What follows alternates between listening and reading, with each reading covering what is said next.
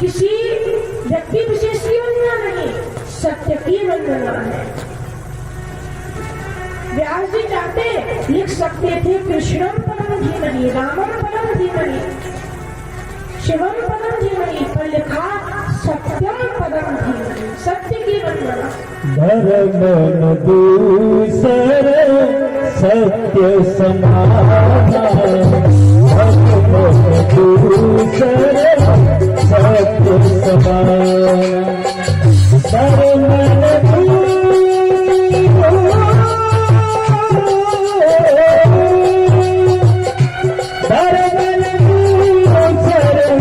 सत्य समान, आगो पुराण कथा, आगो पुराण कथा।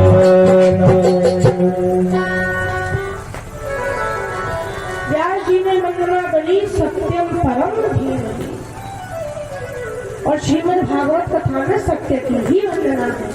प्रारंभ में हमने की, मध्य में भगवान श्री कृष्ण के जन्मोत्सव पर जब देवता स्तुति करते हैं, इसे गर्भ स्तुति कहते हैं, वहाँ भी सत्य की ही वंदना है, और अंत में भी सत्य की ही वंदना। तीनों जगहों पर सत्य की वंदना। अब व्यास जी नैमिषारण्य क्षेत्र में कहते हैं कि 88,000 ऋषियों में से शौनक जी ने प्रश्न किए हैं। पिछली बार एक किया था, अब की बार 6 प्रश्न किए हैं। बोले सूत जी, हमारे प्रश्न है, पहला प्रश्न, जीव का कल्याण कैसे हो? क्योंकि जीव को पता ही नहीं है कि धर्म क्या है। धर्म क्या है ये जीव को पता ही नहीं, इसलिए जीव का कल्याण कैसे हो? दूसरा प्रश्न, मनुष्य के पास समय कम है। पहले तो लोग जीते थे हजारों साल, लेकिन अब तो कोई 100 साल चल जाए वही बहुत है। इसलिए मनुष्य के पास समय कम है। शास्त्र पुराण तो बहुत है, लेकिन समय मनुष्य के पास कम है। इसलिए समस्त शास्त्रों का सार क्या है? तीसरा प्रश्न, यदि ईश्वर अजन्मा है तो वो जन्म कैसे लेता है?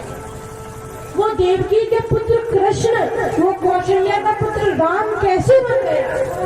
क्योंकि वो ईश्वर तो अजन्मा है, फिर वो जन्म कैसे लेता है?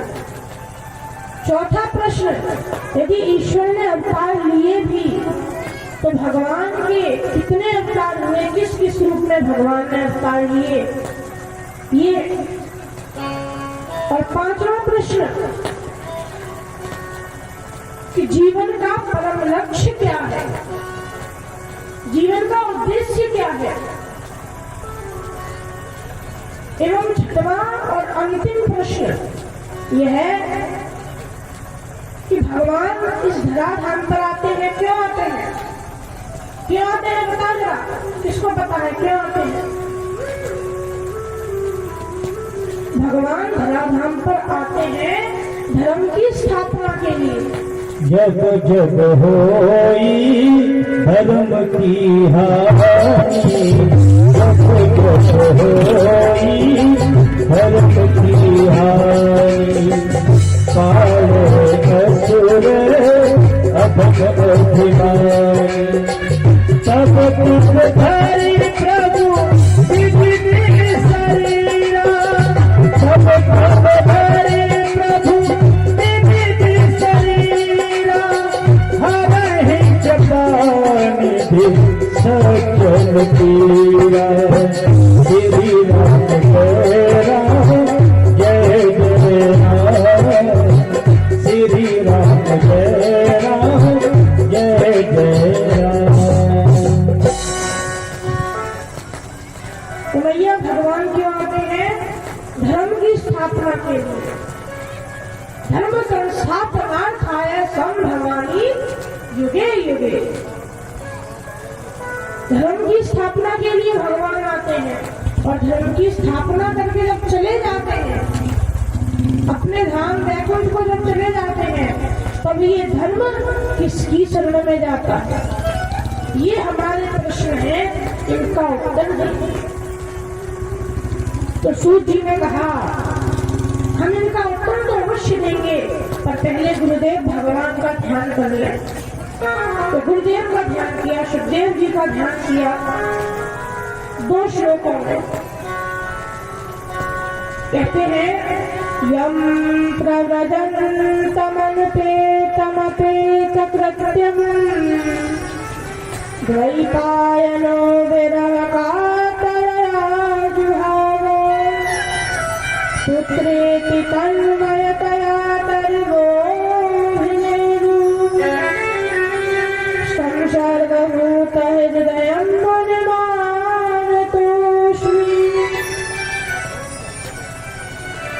कहते हैं कि जन्म लेते ही प्रव्रजंत हो गए, वन में चले गए, एवं जिन्होंने यशान भाव कठिन श्रुतसार में का, जिन्होंने कलयुगी जीवों के कल्याण के लिए श्रीमद् भागवत कथा की रचना कर दी, उन श्री सुखदेव जी को मैं प्रणाम करता हूँ। बाद में व्यास जी की वंदना की, नरनारायण भगवान की वंदना की, सरस्वती देवी की वंदना की। और अब प्रश्नों के उत्तर देते हुए बोले कि मुनिया, आपने 2 प्रश्न किए थे कि जीवन का परम लक्ष्य क्या है एवं प्राणी का धर्म क्या है, क्योंकि मनुष्य को यही नहीं पता कि धर्म क्या है। तो इनके प्रश्न के उत्तर तो केवल एक ही है। क्या है उत्तर? है भगवान की भक्ति। सवै पुरुषां परो धर्मो यतो भक्ति अमोक्षणे अहै तुक्य प्रतिहता यजात्मा संप्रसीदति। भगवान की भक्ति, यही इनका उत्तर है। और वो कैसी? अहै तुक्य प्रतिहता, अहैतु की हेतु निष्काम भक्ति होनी चाहिए। भगवान से मांगो मत, जितना हो सकता है उतना दे ही दो, मांगो कभी मत। सुदामा जी कथा आप सबने सुनी होगी, सुदामा जी की। उनके पास क्या था? कुछ भी नहीं था। क्या लाए थे? 3 मुट्ठी तंदुल चावल लाए थे, और वही उनकी संपत्ति थी, और वो भी उन्होंने भगवान को दे दी। मांगा कुछ नहीं, जो था वो दे ही दिया। इसलिए तुम भी कुछ मत मांगो, जो है वो देते ही रहो। देह धरे को यही फल भाई,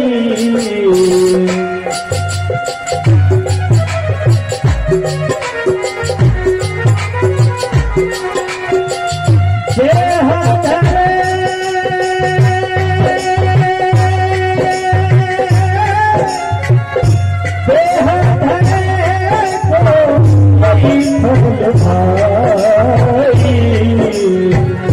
भजिए राम सब काम तिहारी, भजिए राम सब काम तिहारी।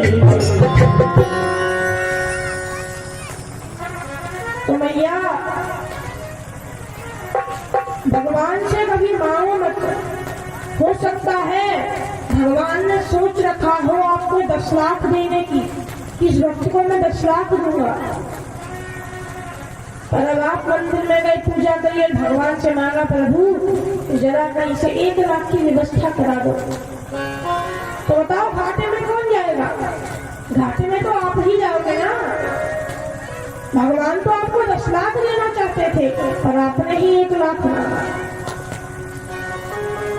अब 9 लाख के घाटे में चले गए। इसलिए भगवान से मांगो मत। आपका प्रश्न था कि ईश्वर अजन्मा है तो जन्म कैसे लेता है? तो हे ऋषियों, जब परमात्मा के लिए कुछ भी असंभव नहीं है, जो असंभव है उसको भी जो संभव कर दे वही तो भगवान है। भगवान के लिए कुछ भी असंभव नहीं है।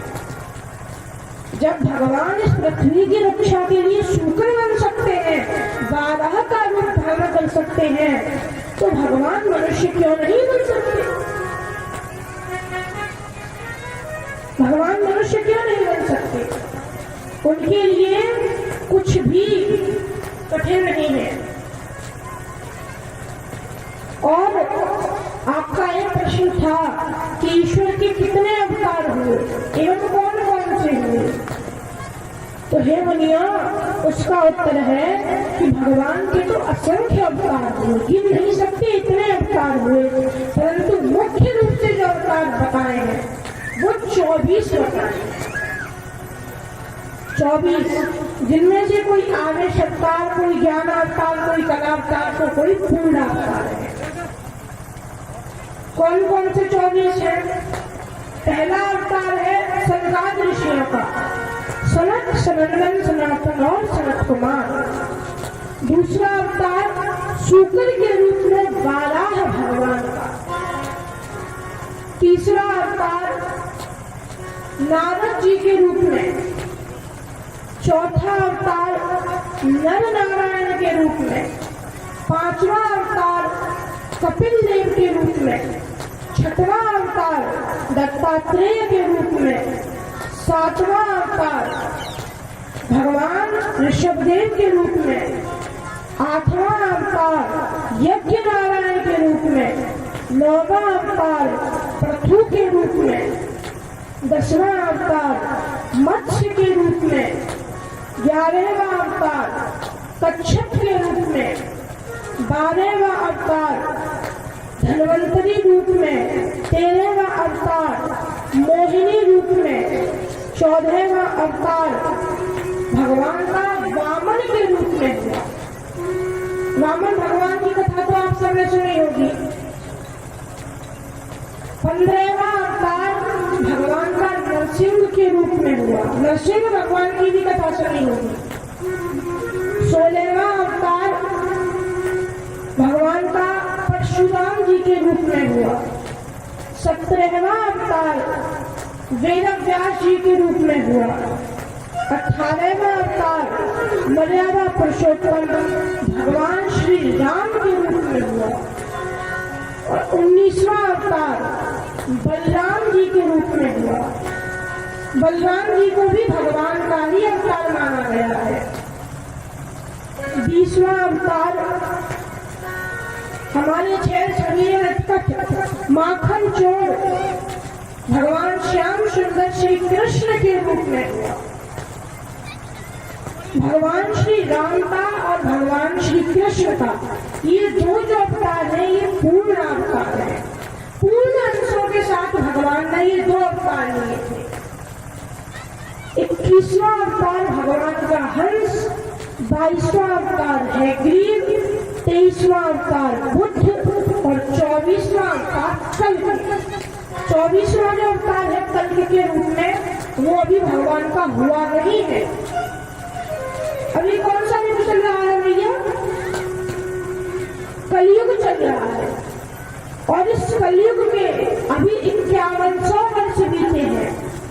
जब इस कलयुग के 800 वर्ष रह जाएंगे, 800 वर्ष, और टोटल इसकी आयु कितनी है? 4,32,000 वर्ष। अभी कितने बीते? 5100। और जब कितने रह जाएंगे? 800। तब भगवान का एक कल की अवतार होगा। कहाँ होगा? उत्तर प्रदेश में मुरादाबाद जिले में संभल नाम के गांव में विष्णु यशा नामक ब्राह्मण के घर भगवान का एक कल की अवतार। विष्णु यशा ब्राह्मण के घर भगवान का एक कल की अवतार। अभी ये हुआ नहीं है। इस प्रकार ये परमात्मा के 24 अवतार हैं। आपका प्रश्न था कि भगवान के स्वधाम गमन के पश्चात ये धर्म किसके शरण में जाता है? तो मुनियों, भगवान के स्वधाम गमन के पश्चात ये धर्म श्रीमद् भागवत कथा की शरण में जाता है। क्योंकि जब भगवान अपने स्वधाम जा रहे थे तब भगवान ने उद्धव जी को उपदेश दिया था, और उपदेश देते वक्त उन्होंने अपना श्री विग्रह इस श्रीमद् भागवत कथा के अंदर शब्द रूप में विराजमान कर दिया। तो उनके स्वधाम गमन के पश्चात ये धर्म श्रीमद् भागवत कथा की शरण में जाता है। एवं मुनियों, अब आपका कोई और प्रश्न हो तो बताएं। तो शौनक जी बोले, हे मुनिवर, आप श्रीमद् भागवत कथा तो सुना रहे हो, पर ये तो बता दो ये कथा किसने लिखी, क्यों लिखी, कैसे लिखी, कब लिखी, बता तो दो। तो कहते हैं, द्वापरे समनुप्राप्ते तृतीय युग कर रहे। चतुर्युगी के तृतीय युग द्वापर युग में पराशर नंदन भगवान श्री वेद व्यास जी एक बार सरस्वती नदी के किनारे बैठे हुए थे।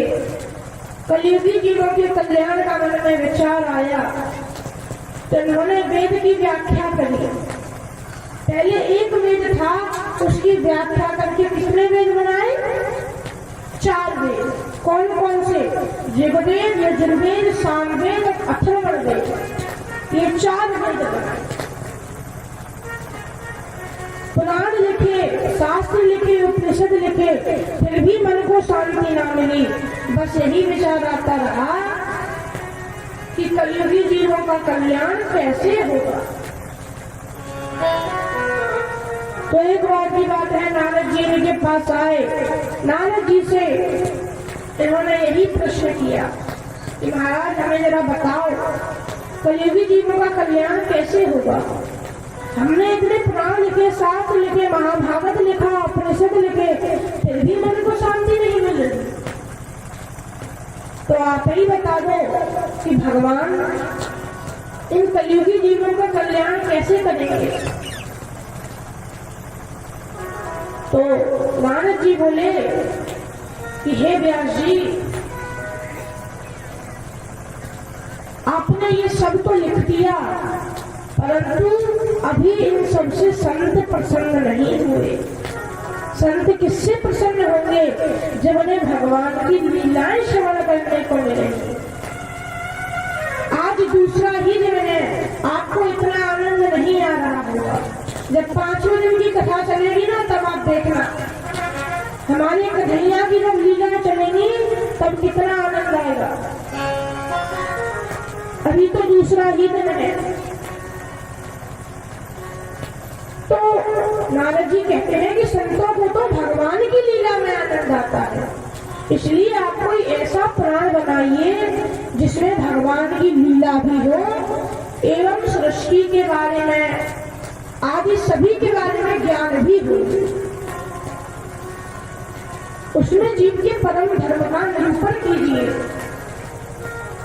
क्योंकि जब संत प्रसन्न हो गए ना, तो ये समझ लो कि भगवान स्वयं प्रसन्न हो गए। मैं किसी और के ऊपर नहीं कह रहा हूँ, मैं अपने ही ऊपर कह रहा हूँ। मैं ब्रह्मा जी का पुत्र कैसे बना? किसी को पता है नारद जी ब्रह्मा जी के पुत्र कैसे बने? नारद जी के पूर्व जन्म में नारद जी कौन थे? किसी को पता है? नहीं पता हो तो जान लो। नारद जी स्वयं अपना पूर्व जन्म सुनाते हैं। कहते हैं, मैं पूर्व जन्म में एक दासी का पुत्र था। दासी का पुत्र जो कि बड़े बड़े सेठों के यहाँ काम करती थी। एक बार कुछ ब्राह्मण हमारे गांव में आए हुए थे, तो जो बड़े बड़े सेठ थे वो ब्राह्मण भक्त थे, तो उनकी सेवा करते थे और उनकी सेवा में उन्होंने मेरी माँ को नियुक्त किया। मेरी माँ उनकी सेवा करने जाती तो मैं भी अपनी माँ के साथ चला जाता।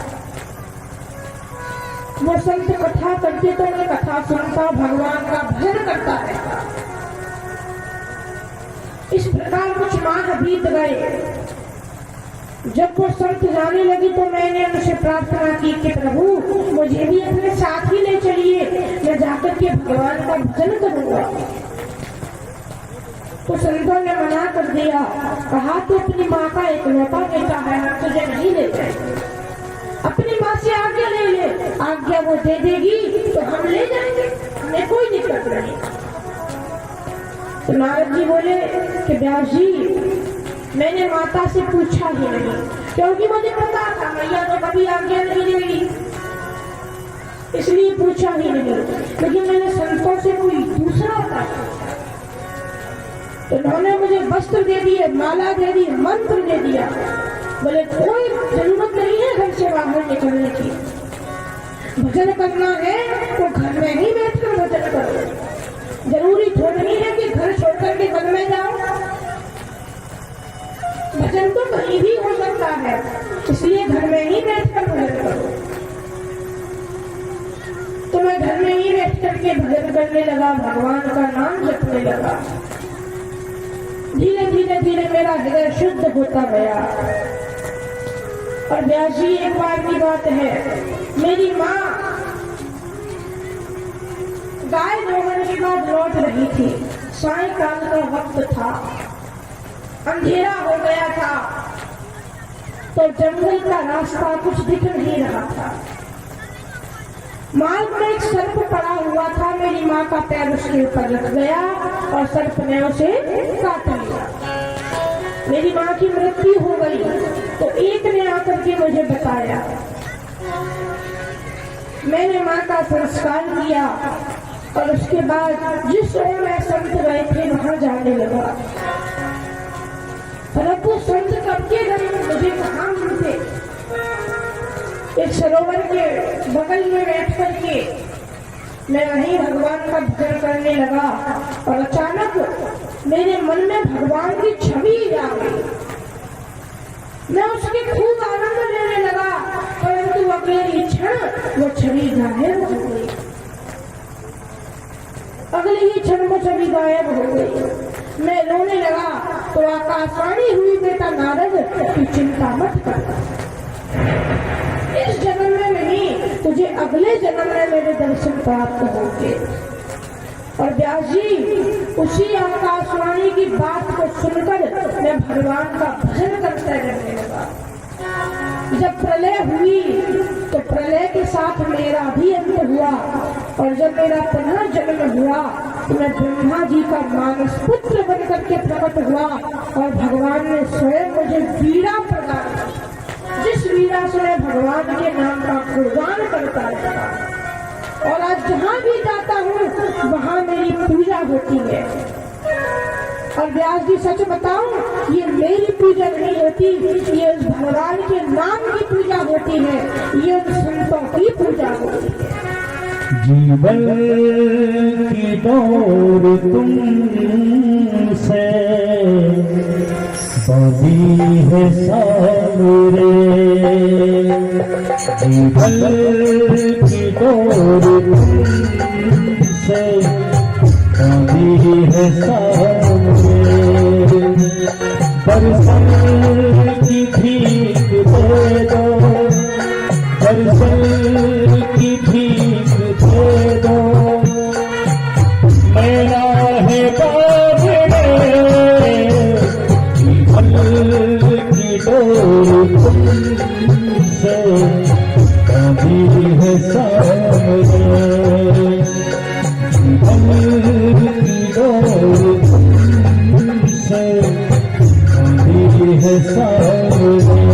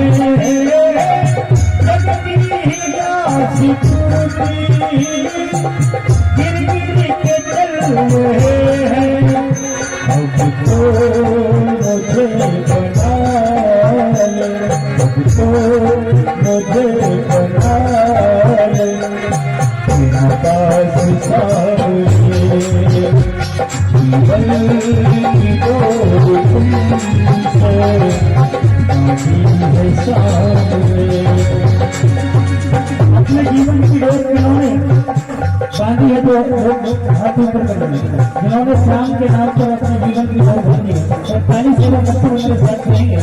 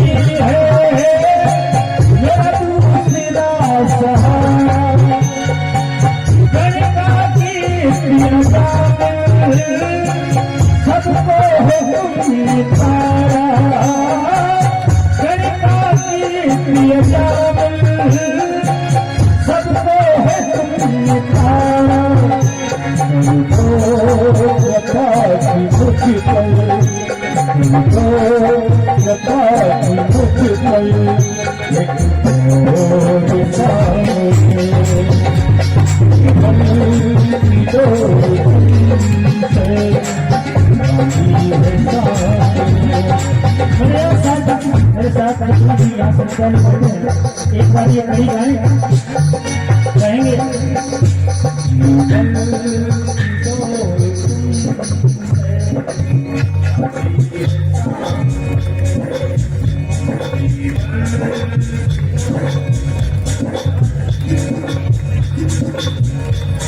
दर्शन तो बाहर आ रही है लेकिन घर वाले नहीं बोलते हैं तो सब आगे आए मेरा मेरे साथ गाएं तुमसे आप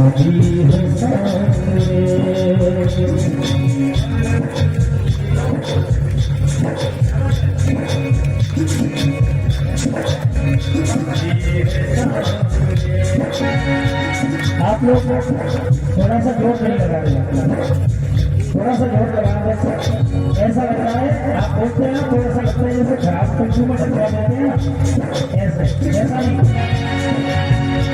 दरअसल की भीख दे दो, दरअसल की भीख दे दो, मेरा है बाबरे बल की दो तुमसे बाकी है सामने। दोनों हाथ हमारा भाई सदा करते हो बल की दो तुमसे बाकी है सामने।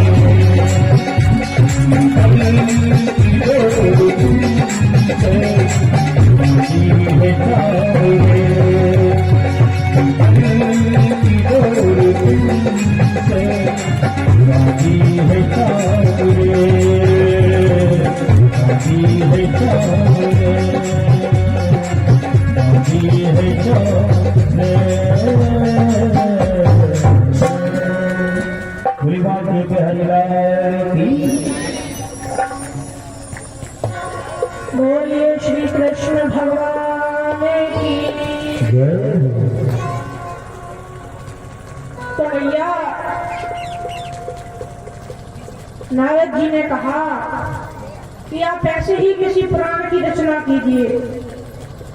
तब व्यास जी ने सरस्वती नदी में स्नान किया एवं भगवान का ध्यान करके श्रीमद् भागवत कथा की रचना की। और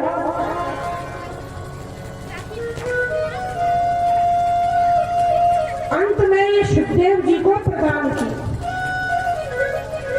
तो सौनक जी ने प्रश्न किया, महाराज आखिर ये सुखदेव जी कौन थे जिनकी आपने वंदना की, एक बार बता दीजिए हमें। तो भैया कथा तो आप सबने सुनी होगी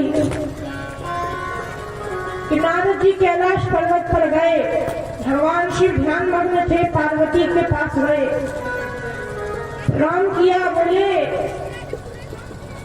कि देवी हम आज एक रहस्य की बात जानने आए हैं।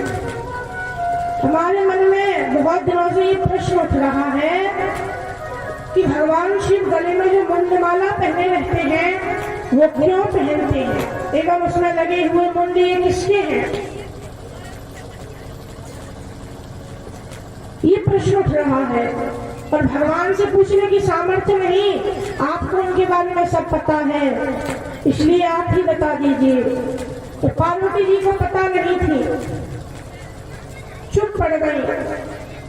नारद जी को पता चला तो नारद जी बोले कि देवी आपको भी नहीं पता, चलो कोई बात नहीं, हम जानते हैं। पर बाद में जब शिव जी लौट करके आए ध्यान से, तो पार्वती जी ने प्रश्न किया कि आप बताओ हमसे प्रेम करते हो या नहीं करते। भगवान शिव बोले करते हैं। बोले आप झूठ बोल रहे हो।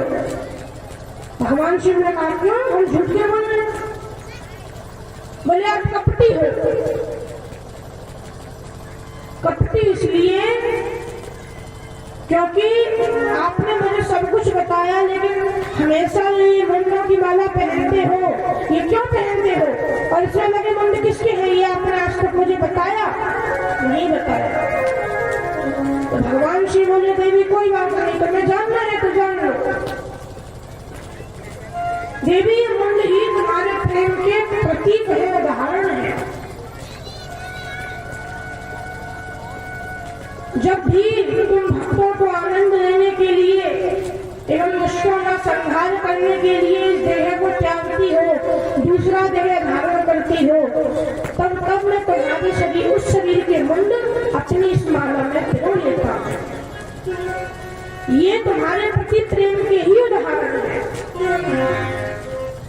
देवी पार्वती बोली तो आप महाकपटी निकले। बोले वो कैसे। देवी पार्वती बोली वो ऐसे कि आपने कहा मैं जब दुष्टों का संहार करने के लिए शरीर बदलती हूँ, आप मेरे मन अपनी माला में पिरो लेते हो। इसका अर्थ ये हुआ कि मैं तो मरती रहती हूँ पर आप कभी मरते ही नहीं हो। ऐसी कौन सी गुटी पी रखी है? तो भगवान शिव ने कहा मैंने अमर कथा का पान किया है। तो पार्वती जी को पकड़ गई कि मुझे भी अमर कथा का पान करवाओ। तो भगवान शिव ने कहा ठीक है, हम कथा का पान करवाएंगे, परंतु तुम कथा के बीच में ओम शब्द का उच्चारण करते रहना ताकि हमें पता चलता रहे कि तुम कथा सुन रहे हो। भगवान शिव ने कहा ये स्थान कथा के लिए उचित नहीं है, कहीं और चलते हैं। तो भगवान शिव एक गुफा में आए। उस गुफा में सर्द हवाओं के चलने से एक अंडा था जो कि फूट गया था। भगवान शिव ने वहां को त्रिशूल फेंका जिससे वहां के सारे वनस्पति नष्ट हो गए, जितने जीव जंतु थे सब नष्ट हो गए, ताकि कोई अमर कथा ना सुन ले, क्योंकि जो अमर कथा सुन लेगा वो तो अमर हो जाएगा। वहां की सब चीज नष्ट हो गई, परंतु भगवान की कृपा ऐसी कि वो अंडा जो था फूटा हुआ वो नष्ट नहीं हुआ, वो नष्ट नहीं हुआ। भगवान शिव ने कथा प्रारंभ की। प्रथम दिवस की कथा ने विश्राम लिया तो वह फूटा अंडा जुड़ गया। जब दूसरे दिन की कथा ने विश्राम लिया, वो जुड़ा हुआ अंडा फिर टूट गया और अब की बात उसमें से एक तोता निकला। शुक्र निकला उसमें से। और अब भगवान शिव हमेशा रोज कथा सुनाते, पार्वती देवी सुनती, पर जब अंतिम दिवस का जो अंतिम चरण है, भगवान श्री कृष्ण जो उद्धव जी को ज्ञान देते हैं, उस ज्ञान के प्रसंग पर देवी पार्वती को नींद आने लगी और धीरे धीरे ओम शब्द का उच्चारण कम होने लगा। तो सोते में देखा और विचार किया, देवी ने ओम शब्द बोलना बंद किया तो कथा भी बंद हो जाएगी और हम तो वैसे ही लटके रह जाएंगे, फिर पता नहीं है कथा मिले ना मिले। तो मैया तोते की एक आदत होती है कि जो तोता सुनता है वही बोलता है। आपके घर में राधे राधे बोली जाएगी, राम राम बोली जाएगी, तो तोता भी राम राम ही बोलेगा। और यदि अपशब्द बोले जाएंगे तो तोता भी अपशब्द ही बोलेगा। तो तोता तो जो सुनेगा वही बोलेगा। इसलिए आप सभी एक बार भगवान का जयकारा लगा दो, बोलो राम राम सा। आवाज सुनने को निकलना नहीं, थोड़ी सी 100 ग्राम आवाज बढ़ा लो, बोलो राम राम सा। अभी थोड़ी बहुत तो आ गई, एक बार और प्रयास करके देख लेते हैं। पीछे क्यों जरा बोल लो, बोलो राम राम सा। राम राम सा।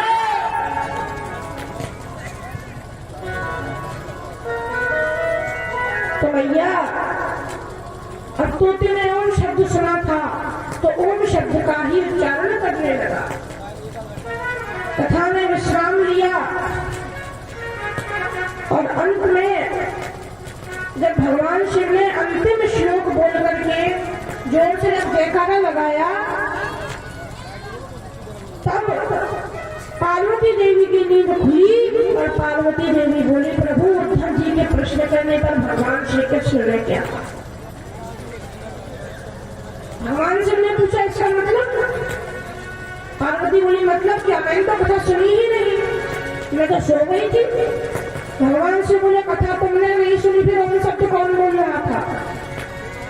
पार्वती देवी बोली मुझे कुछ नहीं पता, मैं तो सो गई थी। भगवान शिव ने इधर उधर देखा जब पीछे मुड़कर देखा तो वह तोता देखा। और भगवान शिव ने जब उस तोते को देखा तो उसे मारने के लिए पीछे त्रिशूल लेकर दौड़ने लगे, क्योंकि पीछे बैठकर जो कथा सुनता है उसे कथा चोरी का पाप लगता है। इसीलिए जो भी जहां भी कथा होती है वहां श्रोता वक्ता के आगे बैठे होते हैं, पीछे नहीं बैठे होते, क्योंकि पीछे जहां बैठते हैं वहां कथा चोरी का पाप लगता है। तो भगवान शिव उसे मारने के लिए त्रिशूल लेकर दौड़ने लगे, परंतु वह तोता भागता हुआ व्यास जी की गुफा में घुस गया एवं व्यास जी की पत्नी उस वक्त केस संभाल रही थी। अचानक जब भाई आई तो मुख खुला और मुख खुलते ही वो तोता मुख में घुस गया और गले के द्वार से होकर के वो गर्भ में जाकर स्थापित हो गया। भगवान शिव को जब वह ना दिखा तो हरी इच्छा मान करके लौट आए और 12 वर्ष बीत गए, परंतु फिर भी वो तोता गर्भ से बाहर न आया, परंतु वो गर्भ के अंदर ही बातें करता था। तो व्यास जी ने उससे कहा तुम बाहर आ जाओ, उसने मना कर दिया कि मैं बाहर आऊंगा तो भगवान की माया मुझे घेर लेगी। भूमि परति भाड़ा भर पाई,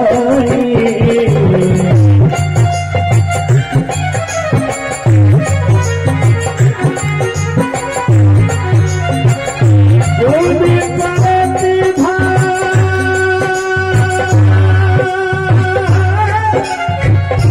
भूमि परति भाड़ा भर पाई, जिंदगी भेना याद पानी, जिंदगी भेना याद पानी।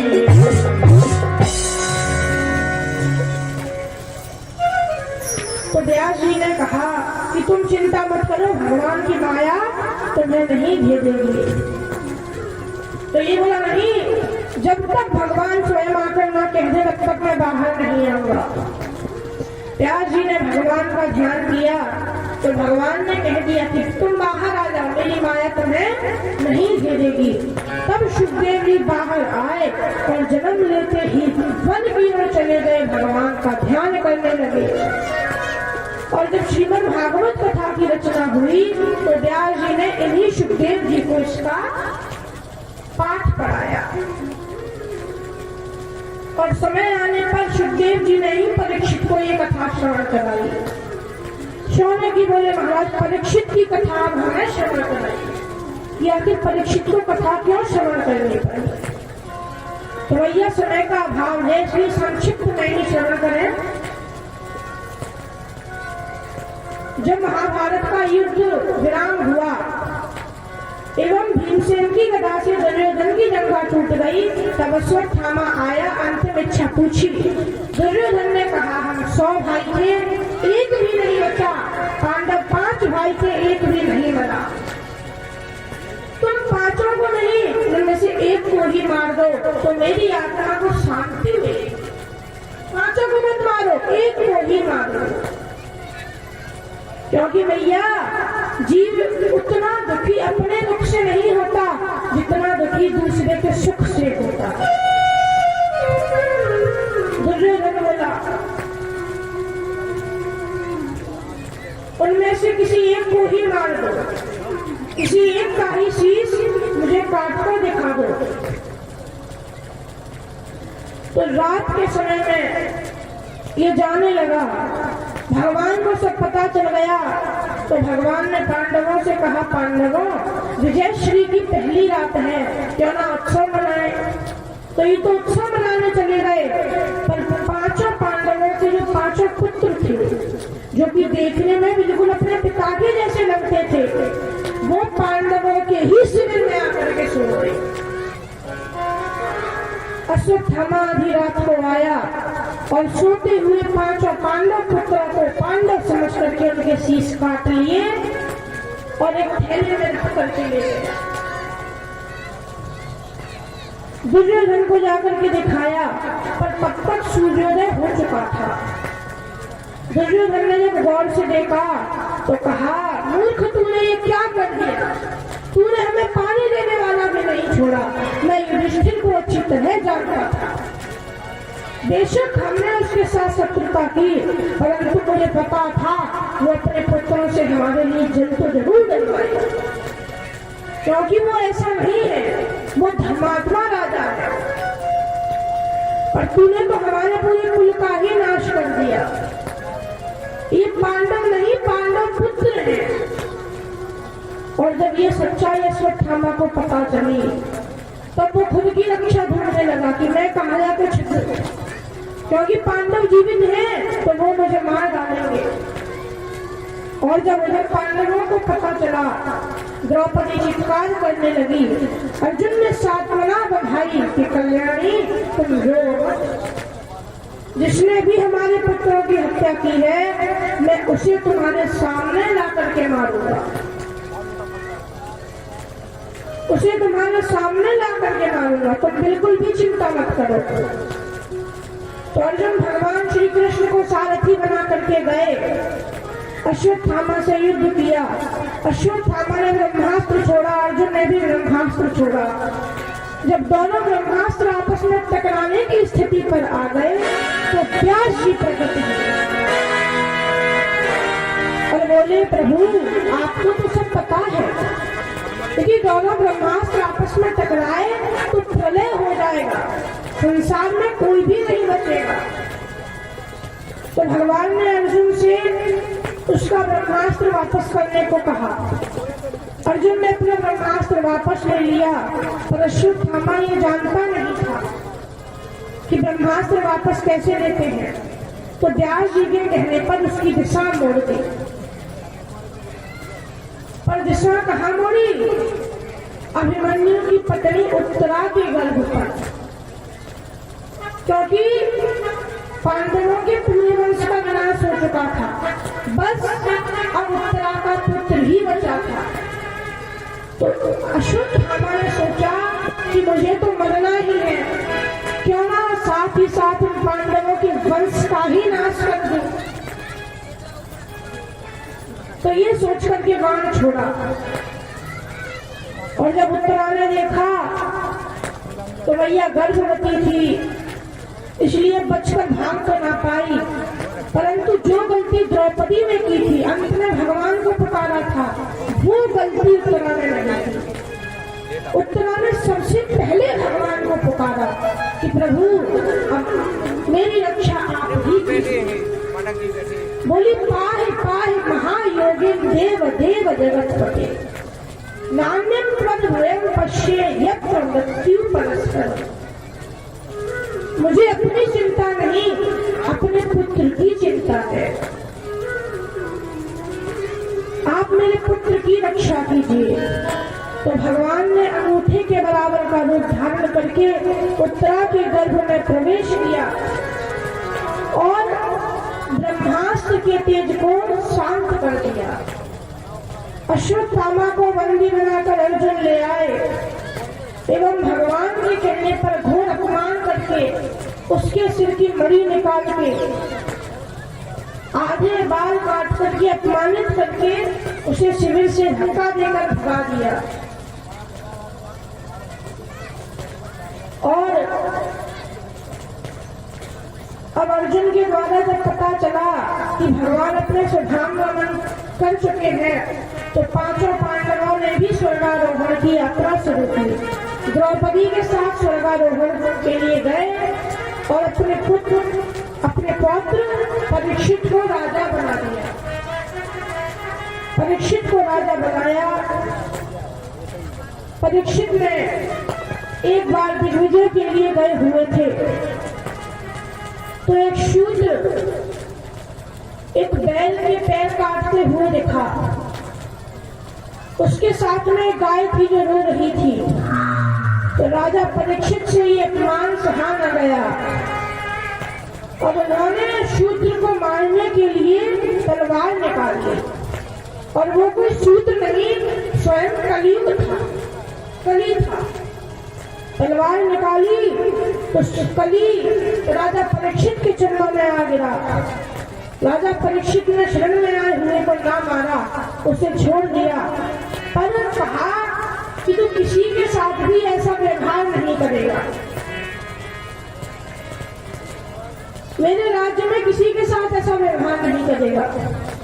तो कली ने कहा, महाराज आपका राज्य तो पूरी पृथ्वी में है, इसलिए आप ही मुझे कोई स्थान दे दीजिए। तो राजा परीक्षित ने स्थान दिया। बोले, द्यूतम पानम स्त्रिय सोना, जहाँ जुआ खेला जाता हो, जहाँ मदिरापान होता हो, जहाँ वैश्याओं का संग होता हो, एवं जहाँ जीवों को मारा जाता हो, हिंसा होती हो, वहां तू जाकर के रहे, वहां मैं तुझसे कुछ भी नहीं कहूंगा, तू वहां कुछ भी कर। तो कली को बोला, महाराज जैसी शकल देखी वैसे ही स्थान दे दिए। अरे मेरे अंदर एक बहुत अच्छा गुण है जो किसी युग में नहीं। बोले, क्या गुण है? गुण है यत् फलम नास्ति तपसा न योगेन समाधिना तत्फलम लभते सम्यक् लभते श्याम कीर्तन। क्या गुण है? जो युग अन्य युगों में जो फल भगवान की तपस्या करने से, यज्ञ हवन करने से, साधना करने से, इत्यादि करने से प्राप्त होता है, वो मुझे अर्थात कलयुग में केवल भगवान नाम संकीर्तन से ही प्राप्त होगा। कलयुग के भले नाम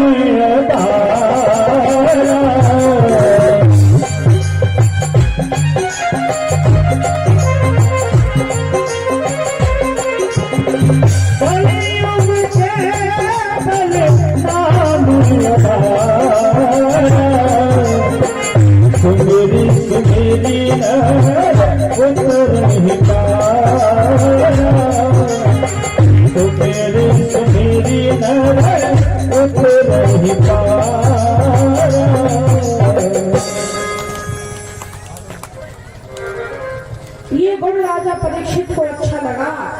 तो कलयुग से कहा, बता तुझे कौन सा स्थान चाहिए? तो कली ने कहा कि मुझे आप स्वर्ण में स्थान दीजिए।